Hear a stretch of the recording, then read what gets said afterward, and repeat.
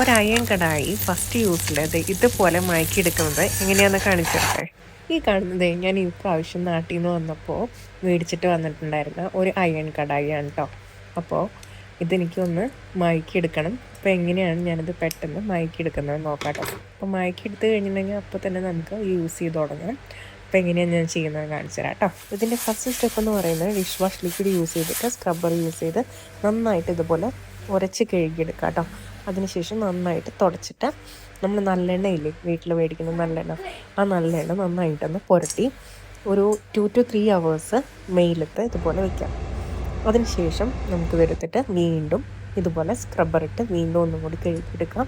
കരി കണ്ടോ, കുറച്ച് നേരം വെയിലത്തിരുത്ത് കഴിഞ്ഞപ്പോൾ അതിൻ്റെ കരി ഇളകി പോകുന്നതാണ് കേട്ടോ അത്. അപ്പോൾ വീണ്ടും ഞാനിത് പ്രോസസ്സ് തന്നെ കണ്ടിന്യൂ ചെയ്യുന്നുണ്ട്. അതിനുശേഷം വീണ്ടും ഇത് നന്നായിട്ട് തുടച്ചിട്ട് എണ്ണ പുരട്ടി അതിനകത്ത് കുറച്ച് കുഞ്ഞുള്ളി നന്നായിട്ട് വാട്ടി നല്ലപോലെ മൊരിയുന്ന വരെ വാട്ടിയെടുക്കാം. അപ്പോൾ ഉള്ളി മൊരിച്ചതിന് ശേഷം ചട്ടി ചൂടാറാനായിട്ട് ഞാൻ കുറച്ച് നേരം വെച്ചപ്പോൾ ഉള്ളിയുടെ കളറാണ് കേട്ടോ ഇത്.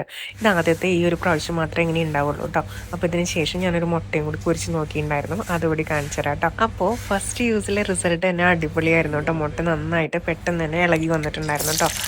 അപ്പോൾ വീഡിയോ യൂസ്ഫുൾ ആണെന്നുണ്ടെങ്കിൽ ലൈക്ക് ചെയ്യാനും ഷെയർ ചെയ്യാനും മറക്കരുത് കേട്ടോ.